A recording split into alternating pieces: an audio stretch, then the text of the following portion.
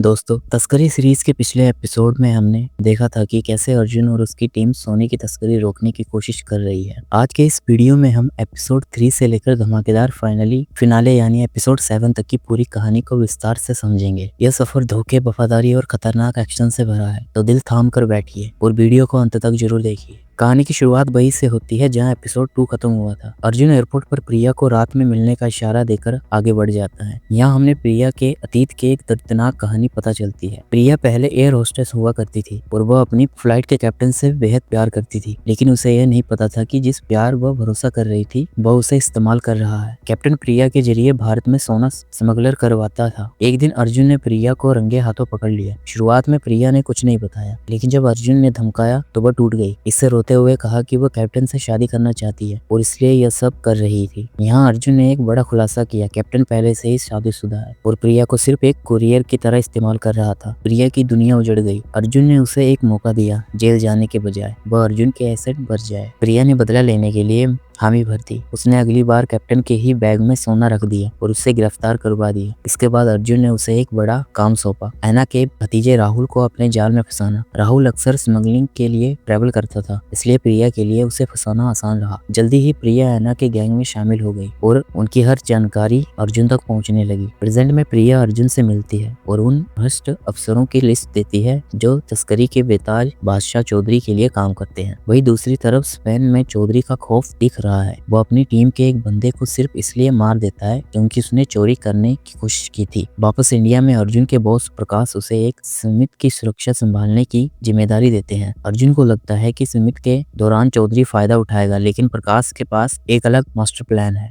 अर्जुन अपनी चाल चलता है। वह पटेल नाम के एक भ्रष्ट अफसर को बताता है कि उसकी पूरी टीम समिट के लिए जा रही है और एयरपोर्ट पर पुराने अफसर ड्यूटी करेंगे। पटेल तुरंत यह खबर चौधरी को दे देता है।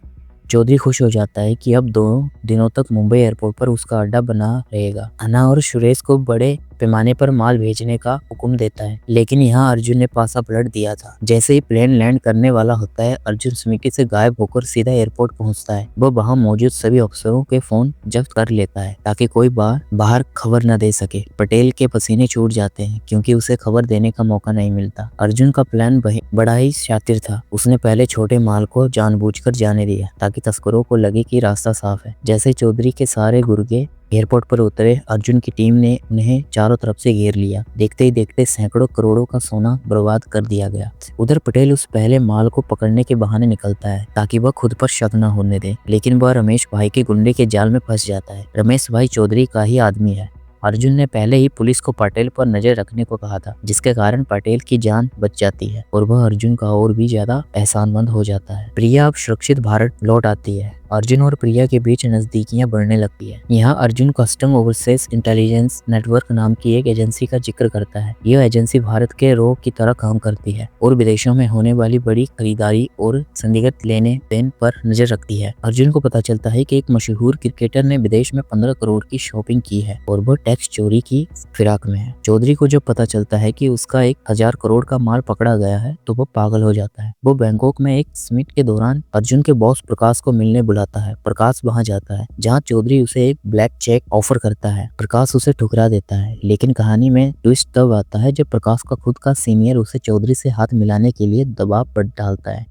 इसी बीच अर्जुन अपने आदर्श और पूर्व कस्टम ऑफिसर सक्सेना से मिलता है। सक्सेना सर अपनी जिम्मेदारी के लिए जाने जाते थे। दूसरी तरफ प्रिया की जान को खतरा देख अर्जुन उसे सेफ हाउस शिफ्ट करने का नाटक करता है। चौधरी के लोग हमला करते हैं, लेकिन वह प्रिया नहीं बल्कि मिताली, अर्जुन की टीम की तेज तर्रार ऑफिसर होती है, जो अकेले ही उन गुंडों की धुलाई कर देती है।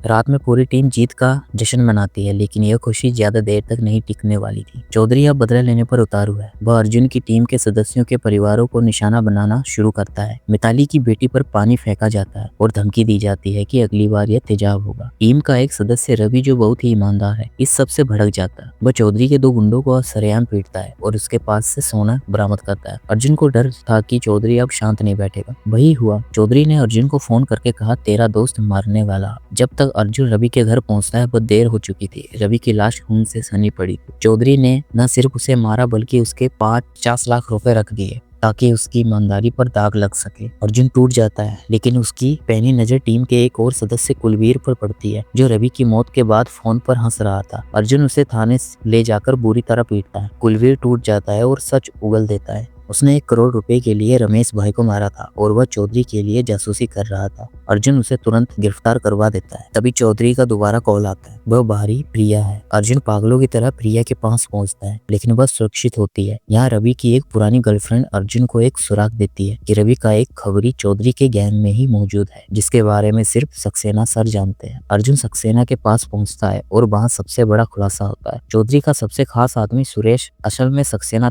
इन्फॉर्मर है।